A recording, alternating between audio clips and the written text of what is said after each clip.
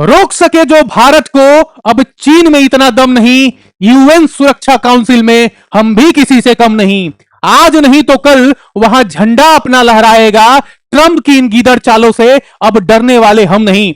Hello नमस्कार, जय हिंद दोस्तों। भारत के 110 करोड़ सनातनियों को प्यार भरा नमस्कार।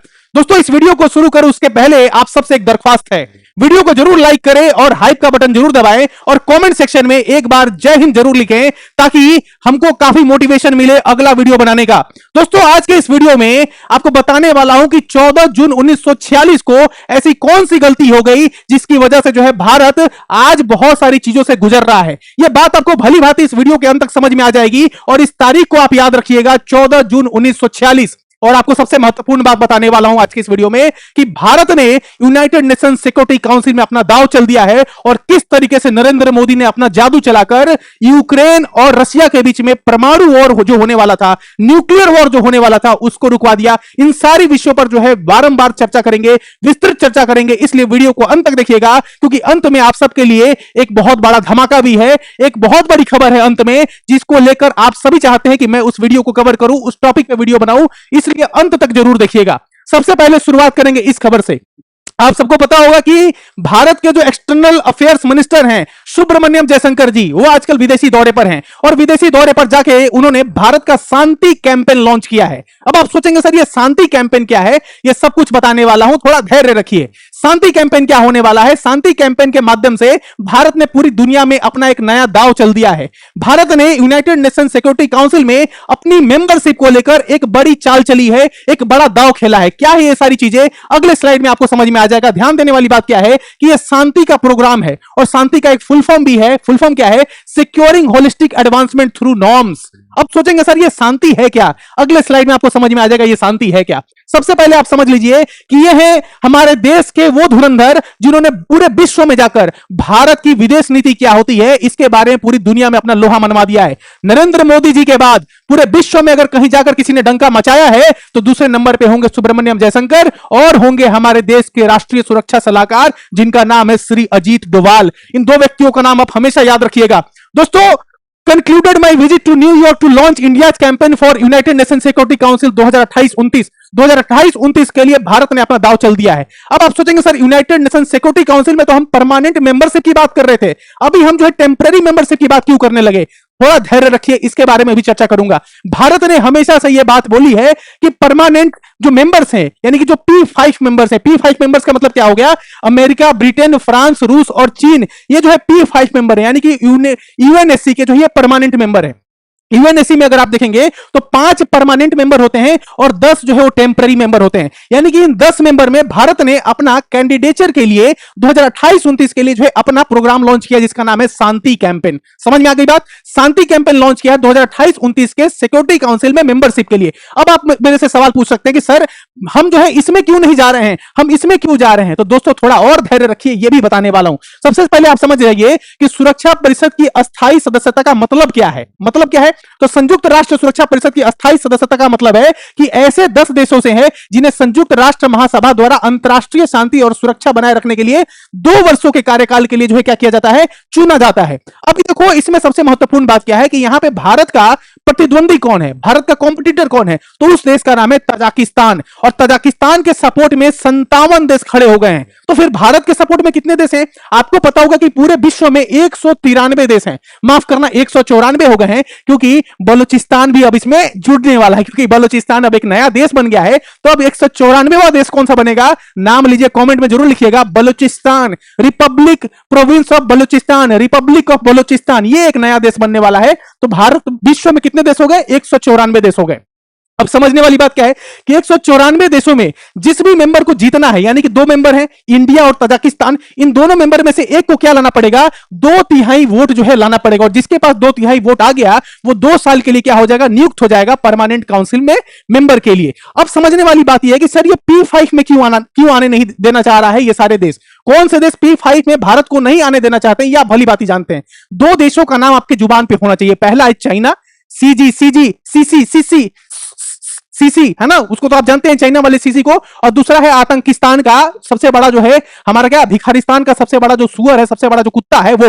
ये दो देश जो है वो भारत को कभी आगे नहीं बढ़ना देना चाहते। और तीसरा नंबर में आप अमेरिका को भी रख सकते हैं, क्योंकि अमेरिका ने जिस तरीके की चाल चली है भारत को पीछे करने की, क्योंकि अमेरिका के बहुत सारे मंत्रियों का आपने बयान सुना होगा, उन्होंने क्या कहा, उन्होंने कहा कि जिस तरीके से हमने गलती करके चीन को आगे बढ़ाया और चीन को अपने प्रतिद्वंदी बना दिया, वो गलती करके हमें भारत को आगे नहीं बढ़ाने देना है। यानी कि भारत को पीछे करने के लिए इन लोगों ने मंसूबा बनाया है, और इस मंसूबों को पूरा करने के लिए उन्होंने नई चालें चल रहे हैं। आज भी एक नई चाल चली है, उस पर भी चर्चा करूंगा। यानी कि P5 में सबसे बड़ा रोड़ा कौन है? तीन देश हैं, अमेरिका, चाइना और पाकिस्तान। ये तीन देश कभी नहीं चाहते कि भारत जो है परमानेंट मेंबर बन सके यूनाइटेड नेशन सिक्योरिटी काउंसिल का। चलिए अब आगे समझते हैं कि यूनाइटेड नेशन सिक्योरिटी काउंसिल में क्या प्रोसेस है पूरा। तो अगर आप देखेंगे तो ये तजाकिस्तान है और ये इंडिया है, ये दो प्रॉब्लम है। ये जो है हमारा जो है तजाकिस्तान जो है अभी रोड़ा बन रहा है, लेकिन तजाकिस्तान हमारे सामने टिक भी पाएगा क्या? तजाकिस्तान एक छोटा मोटा देश है और इसको सपोर्ट करने वाले ज्यादा कंट्री नहीं है। जितने भी इस्लामिक कंट्री है ना, 57 देशों का ये जो ग्रुप है, ये इसको सपोर्ट कर रहे हैं, बाकी कोई देश जो है इसके सपोर्ट में नहीं है। भारत जो है इजिली आराम से जो है 123, 120, 150 आराम से जो है इसको वोट मिल जाएगा और आराम से जो है ये आसानी से जीत भी जाएगा और सिक्योरिटी काउंसिल का मेंबर भी बन जाएगा। लेकिन दिक्कत यहां पर यह है कि टेम्पररी मेंबर बनेगा, परमानेंट मेंबर नहीं बन रहा है। और परमानेंट मेंबर बनने के लिए भारत के पास वो सारी उपलब्धियां हैं जिसकी वजह से वो परमानेंट मेंबर बन सकता है। ये कैसे पता चला? तो देख लीजिए, ये कुछ डेटा है। सुपर पावर की बात करें तो विश्व में अभी दो सुपर पावर है, पहला है चाइना और दूसरा है अमेरिका। ये मैं इकोनॉमिक टर्म्स में खासतौर पर बात करने वाला हूं। दूसरा अगर आप देखेंगे ग्रेट पावर, तो ग्रेट पावर में आपको देखने को मिलेगा भारत। और भारत जो है चूंकि ग्रेट पावर है, तो इन दो देशों के बाद अगर बात किया जाए तो तीसरा नंबर भारत ही है जो डिजर्व करता है यूनाइटेड नेशन सिक्योरिटी काउंसिल में मेंबरशिप लेने का। लेकिन भारत को आगे नहीं बढ़ने देना, क्योंकि मालूम है इन लोगों को कि भारत के पास उतनी क्षमता है, भारत के पास उतने संसाधन है, भारत का जो नेतृत्व है वो इतना मजबूत है कि भारत को अमेरिका के आगे लेकर जाया जा सकता है। इसीलिए ये भारत को यूनाइटेड नेशन सिक्योरिटी काउंसिल का मेंबरशिप नहीं देना चाहते हैं। सबसे मजेदार बात क्या है दोस्तों, आपको बता दूं कि भारत जो है लगभग 8 बार यूएनएससी का अस्थायी यानी कि टेम्पररी मेंबर रह चुका है। कब कब? 1950, 67, 72, 77, 84, 91, 2011, 2021, फिर 51, 68, 73, 78, 85, 92, 12 और 2022। लेटेस्ट जो है 2022 में भी रहा है। दोस्तों इतनी बार टेम्पररी मेंबर रहने के बावजूद भारत जो है परमानेंट मेंबर नहीं बन सका। आपने देखा होगा कि विश्व में जो बड़े बड़े देश हैं, जो ग्रेट पावर्स हैं, उन्होंने हमेशा भारत को सपोर्ट किया है कि भारत जो है यूनाइटेड नेशन सिक्योरिटी काउंसिल का परमानेंट मेंबर बनना चाहिए। लेकिन चाइना ने ये जो चाइना का सीसी है ना, सीसी, ये हमेशा जो है भारत को रोक देता है। और भारत को रोकने के पीछे का कारण यह है क्योंकि पाकिस्तान इसका जो है पालतू कुत्ता है, और इस पालतू कुत्ते को बचाने के लिए हमेशा क्या करता है?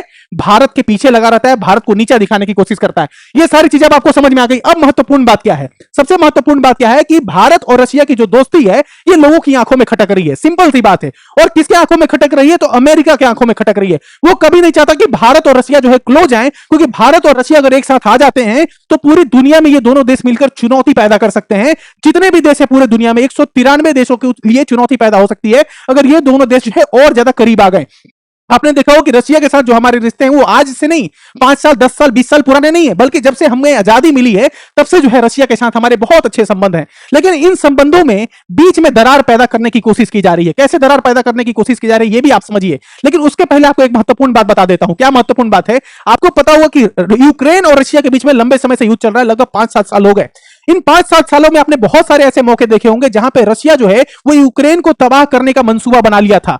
और इस मंसूबे को रोकने वाला दुनिया में अगर कोई व्यक्ति था तो उसका नाम था श्री नरेंद्र मोदी। ये कहने वाले कौन है? तो पोलैंड के लीडर्स, पोलैंड के प्रधानमंत्री। वो क्या कह रहे हैं कि पोलैंड के मंत्री बोले कि मोदी ने पुतिन को परमाणु हमले करने से रोका, यानी कि न्यूक्लियर वेपन, यानी कि न्यूक्लियर अटैक हो सकता था यूक्रेन के ऊपर, वो रोकने वाला कौन व्यक्ति था? तो उसका नाम था श्री नरेंद्र मोदी। आपने देखा हो कि ऐसा झूठा प्रचार प्रसार करने वाला कौन है? अमेरिका का जो राष्ट्रपति है, जो 14 जून 1946 को पैदा हुआ था। अब मैं आपको डेट समझ में आ गया ना? 14 जून 1946 को जो पैदा हुआ था, शायद उस दिन वो पैदा नहीं हुआ रहता तो आज विश्व में शांति रहती। 14 जून 1946 को पैदा होने वाला व्यक्ति आज पूरी दुनिया में जो है तहलका मचाया हुआ है, पूरी दुनिया को तहस नहस करने का जो है मंसूबा बनाया हुआ है। ये 80 साल का ये जो बुढ़ा आदमी है डोनाल्ड ट्रंप, ये पूरी दुनिया को खत्म कर देना चाहता है। ये हमेशा क्या कहता है कि मैंने 10 वॉर रुकवा दी, मैंने 20 वॉर रुकवा दी, मैंने ये कर दिया, मैंने वो कर दिया, मुझे नोबेल पीस प्राइज मिलना चाहिए, मुझे वो मिलना चाहिए, ये मिलना चाहिए, फलाना ठिकाना, ऐसी बहुत सारी बातें करते हुए आपने देखे होंगे।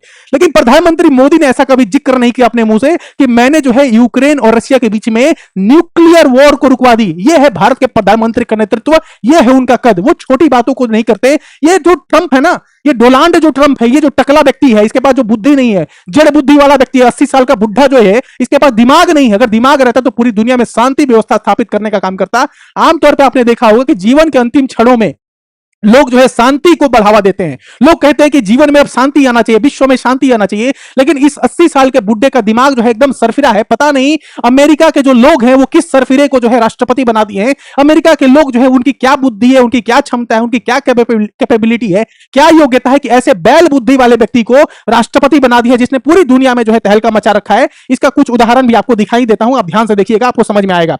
सबसे महत्वपूर्ण बात क्या है कि पहले जो है हम तेल लेते थे रशिया से। जब हम रशिया से तेल लेते थे तो इसने बोला कि अगर रशिया से अगर आप तेल खरीदेंगे तो आपके ऊपर कितना 500% का जो है आपके ऊपर टैरिफ लगाया जाएगा। यही जो लिंडसे ग्राहम था जो कुछ दिन पहले मर गया, यही लिंडसे ग्राहम क्या कहता था कि 500% का टैरिफ लगाया जाएगा भारत के ऊपर अगर भारत जो है रशिया से तेल खरीदता है। लेकिन इनकी आवाज कभी उस बात पे नहीं उठती जब ये लोग किससे तेल खरीदते हैं, इनसे जो है यूरोप तेल खरीदता है। आपको बताऊं, यूरोप जो है, यूरोप जब रशिया से तेल खरीदता है, नेचुरल गैस खरीदता है, तो यूरोप के ऊपर किसी भी तरह की पाबंदी नहीं लगा जाती। अब सोचिए कितने बड़े हिपोक्रेट, ये कितने बड़े दोगले हैं जो इनको ये बात समझ में नहीं आती कि जब यूरोप से तेल खरीदा जाता है, यूरोप तेल खरीदता है रशिया से, तो यूरोप के ऊपर कोई सैंक्शन नहीं है, कोई पाबंदी नहीं है। लेकिन अगर भारत अगर व्यापार कर ले रशिया के साथ, भारत अगर ट्रेड कर ले रशिया के साथ, तो इनके पेट में जो है बहुत ज्यादा दर्द होने लगता है।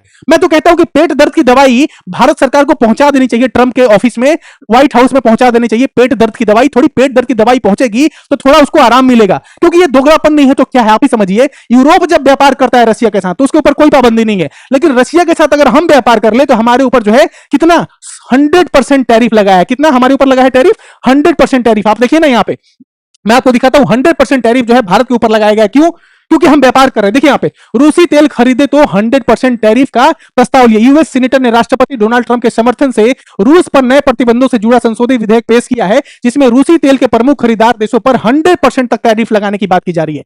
अगर 100% टैरिफ हमारे ऊपर लग रहा है तो यूरोप के देशों पर क्यों नहीं लग रहा? यूरोप के देशों पर इसलिए नहीं लगाया जा रहा है क्योंकि वो टट्टे हैं, वो क्या है, उनके दल्ले हैं, और वो दल्ले देशों पर इसलिए नहीं लगाया जा रहा। भारत तो इनकी सुनता नहीं है। भारत ने तो इनके भारत पर बहुत सारी पाबंदी लगी, लेकिन भारत ने इनके सामने कभी जो है नतमस्तक अपना नहीं किया, सर नहीं झुकाया, कभी झुका नहीं भारत। लेकिन ये यूरोप के जो देश है ना, ये क्या है, डोनाल्ड ट्रंप और अमेरिका के टुकड़ों पे पलने वाले देश हैं। आपको पता ही है, नाटो की सारी कहानी मैंने आपको बहुत सारी वीडियोज में बताई है। तो ये टुकड़ों पे पलने वाले देश है, इसलिए इनके ऊपर कोई पाबंदी नहीं लगाई जाती। अपनी आपने देखा होगा, कुछ दिन पहले की बात मैं बता रहा हूं कि भाई डोनाल्ड ट्रंप ने कहा कि भाई स्ट्रेट ऑफ हॉर्मुज जो है वो हमारा है, और स्ट्रेट ऑफ हॉर्मुज से अगर कोई शिप पास होता है, कोई भी चीज अगर पास होती है, तो उसमें ज्यादा नहीं हम 20% का क्या लगाएंगे, टोल टैक्स लगाएंगे। 20% कहीं लिखा होगा इसमें, 20% का क्या करेंगे, टोल टैक्स लगाएंगे। और हमें जो है क्या करना है, इस स्ट्रेट ऑफ हॉर्मुज को हम प्रोटेक्ट करेंगे, हम ही इसके गार्जियन है, और जो भी इससे गुजरेगा उसको हमको 20% देना पड़ेगा। लेकिन जब वहां के देशों ने, खाड़ी देशों ने और बहुत सारे देशों ने अपनी अपनी जो है आपत्ति जताई कि भाई बताइए, हम तो पहले ही आपके साथ बहुत सारा व्यापार कर रहे हैं, हम आपसे हथियार खरीदते हैं, और अगर 20% अगर आप हमसे लेंगे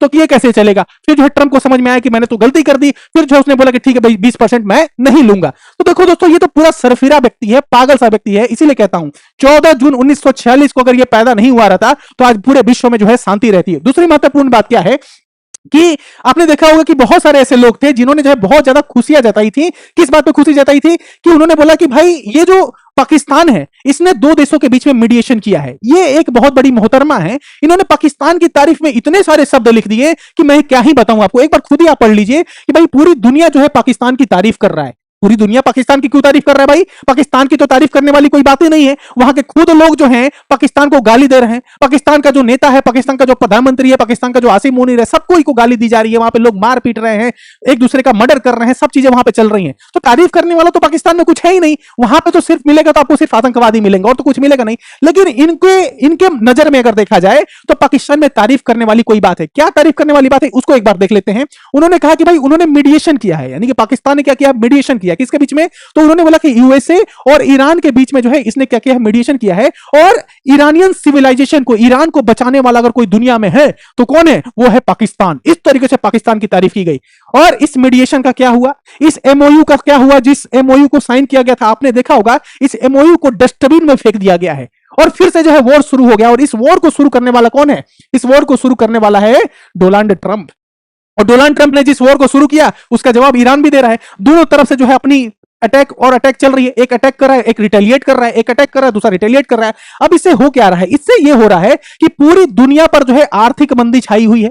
इससे पूरी दुनिया में जो क्रूड ऑयल के प्राइसेस है, जो कभी 67 डॉलर प्रति बैरल पहुंच गए थे, वो अब फिर से महंगे होने वाले हैं, फिर से $100 प्रति बैरल के पास पहुंचने वाला है। सब कुछ जो है तहस नहस होने वाला है। आपने देखा हो कि भारतीय मूल का एक व्यक्ति भी इस अटैक में मारा गया है। समझ में आ रही बात आपको? और इसे देखिए, महंगाई दर 17 महीनों में सबसे ज्यादा बढ़ गया है, 4% पार। अगस्त में दरें बढ़ा सकते हैं आरबीआई, होम, ऑटो लोन सब कुछ महंगे होने वाले हैं। और इसका कारण क्या है? इसका कारण है ये वॉर। इस वॉर की वजह से भारत पर भी बहुत ज्यादा असर पड़ने वाला है और अगस्त का महीना जो है और खराब होने वाला। ध्यान रखिएगा, जो महंगाई की जो दरें हैं वो तो बढ़ने ही वाली है, लेकिन जितने भी लोन्स हैं, चाहे कार लोन हो, ऑटो लोन है, ये सब कुछ जो है, होम लोन हो, सब कुछ बढ़ने वाले हैं। ये देखिए आप सब कुछ, कहां कितनी महंगाई, आलू, प्याज, डीजल, घरेलू सिलेंडर, आटा, चावल, इन सब के दाम जो है बढ़ने वाले हैं। ये दैनिक भास्कर का ये रिपोर्ट बताता है कि इस वॉर की वजह से कितना हमारे ऊपर असर पड़ने वाला है। और इन सब का कारण अगर कोई है तो वो है 14 जून 1946 को पैदा होने वाला वो नमक हराम, जिसने पूरी दुनिया में क्या की है? तबाही मचा रखी है। दोस्तों, ये पूरी दुनिया में शांति नहीं रहने देगा। इसीलिए तो मैं कहता हूं कि अब उम्र हो चुकी है, अब आप निकल जाइए चाचा, क्योंकि जब तक आप निकलेंगे नहीं, पूरी दुनिया में शांति नहीं स्थापित हो पाएगी। आपके निकलने का समय आ गया है। दूसरी बात, आपको एक और महत्वपूर्ण बात बताने वाला हूं, उसको भी आप एक बार ध्यान से देख लीजिएगा तो आपको और भी बेहतरीन चीजें समझ में आने वाली है कि भारत जो है आने वाले समय में विश्व गुरु बनने वाला है। ऐसी बात मैं क्यों कह रहा हूं? ऐसी बात मैं इसलिए कह रहा हूं कि पिछले आपने 4-5 वर्षों में बहुत सारी चीजें देखी। आपने कोरोना देखा, उसके बाद से आपने डिमोनिटाइजेशन देखा, नोटबंदी देखी, जीएसटी देखा, फिर आपने उसके बाद से जो है यूक्रेन रशिया का वॉर देखा, फिर आप जो है अभी देख रहे हैं ईरान, इजराइल और अमेरिका का वॉर। इन सब के बावजूद भारत की सरकार जो है नित्य प्रतिदिन जो है प्रगति करते जा रही है। आप देखिए, भारत का जीडीपी ग्रोथ रेट हो, हर चीज में आप भारत की तुलना कर लीजिए बाकी देशों से, भारत जो है आगे बढ़ता चला जा रहा है। और इन सब का नेतृत्व, इन सब का क्रेडिट किसी को जाता है? तो भारत के प्रधानमंत्री को जाता है। महत्वपूर्ण बात आपको समझ में आ गई। और भी बहुत सारी चीजें हैं जिसको मैं आगे वाले वीडियो में कवर करने वाला हूं, लेकिन जाते जाते आपको एक और बात बता देता हूं। इस महाशय को आप देख लीजिए, आप जानते होंगे, थोड़ी देश की भी खबरों की बात कर ली जाए। झारखंड मुक्ति मोर्चा एक पार्टी है जिसकी सरकार जो है झारखंड में आप देख सकते हैं, जहां पे मुख्यमंत्री आपको हेमंत सोरेन देखने को मिलेंगे। उन्हीं के पार्टी के ये सांसद हैं। इनका नाम है, इस सांसद महोदय का नाम है, क्या नाम है भाई इन सांसद महोदय का? विजय कुमार हांसदा।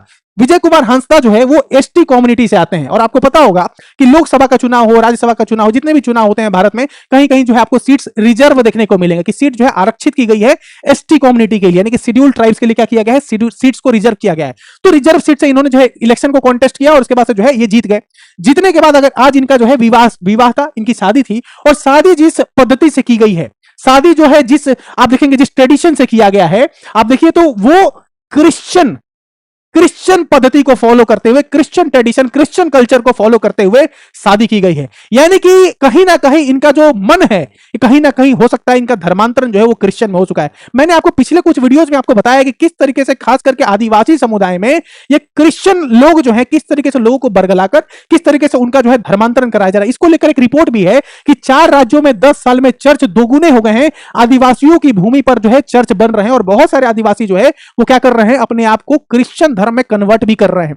दोस्तों, ये जो है एक बहुत बड़ा जो है हमारे लिए संकट का समय, क्योंकि जिस तरीके से प्रोस्टलाइजेशन यानी कि धर्मांतरण की जो है जो रेट है वो बहुत ज्यादा तेजी से आगे बढ़ रहा है। और खास करके ये क्रिश्चियन मिशनरीज जो हैं, इस्लाम से ज्यादा क्रिश्चियन मिशनरी जो है भारत में एक्टिव हैं। हम लोग हमेशा जो है इस्लाम की बात करते हैं कि धर्मांतरण हो रहा है, बहुत सारे लोग का जिहाद लोग करने की कोशिश कर रहे हैं, लेकिन जो क्रिश्चियन मिशनरीज जो हैं जिस तरीके से लोगों का धर्मांतरण करा रहे हैं, ये सबसे बड़ी संकट की घड़ी है। और आप देख लीजिए आने वाले समय में इनके ऊपर बहुत बड़ी कार्रवाई भी हो सकती है कि इन्होंने जो है शेड्यूल्ड ट्राइब्स की सीट से जो है इलेक्शन कॉन्टेस्ट किया, और इस कॉन्टेस्ट करने के बाद ये जो है जिस धर्म को फॉलो कर रहे हैं वो कौन सा धर्म है? क्रिश्चियन धर्म है। समझ में आ रही बात? यानी कि धर्म फॉलो करना है क्रिश्चियन, लेकिन अगर सीट चाहिए तो एसटी कैटेगरी से जो रिजर्व सीट है वहां से ये इलेक्शन खड़े होंगे और जीत भी जाएंगे। तो ये जो है कुछ चीजें हैं जिसको लेकर भारत में एक नई मुहिम छिड़ने वाली है और एक नया जो है चर्चा का विषय बनने वाला है। और अगले वीडियो में, चूंकि ये वीडियो काफी लंबा हो गया है, हमने बहुत सारी चीजें डिस्कस की, यूनाइटेड नेशन सिक्योरिटी काउंसिल में बात की और भी बहुत सारी चीजें डिस्कस की। अगले वीडियो में मैं इनकी बात करने वाला हूं।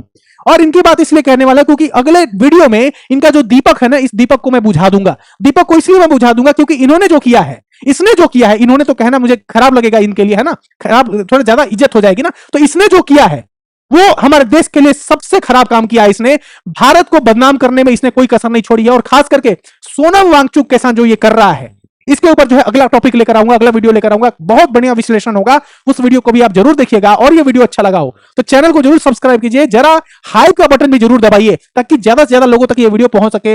लाइक का भी बटन दबाइएगा और चैनल को सब्सक्राइब करने के बाद बेल आइकन का बटन जरूर दबाइएगा ताकि नोटिफिकेशन आपके पास जल्दी पहुंचे। और सबसे महत्वपूर्ण बात क्या है कि आप इस वीडियो को ज्यादा से ज्यादा शेयर करें ताकि 110 करोड़ सनातनियों के पास ये खबर पहुंच सके। और जियो पॉलिटिकल जो डेवलपमेंट हो रहा है, जिस तरीके से ट्रंप भारत को रोकने की कोशिश कर रहा है, जिस तरीके से ट्रंप जो है भारत के साथ प्रतिदिन एक नया जो है चाल चलने की कोशिश कर रहा है, इसकी जानकारी भारत के 110 करोड़ सनातनियों को हो सके। मिलते हैं किसी और नए वीडियो नए टॉपिक के साथ। Take care, have a good day. जय हिंद, जय भारत दोस्तों।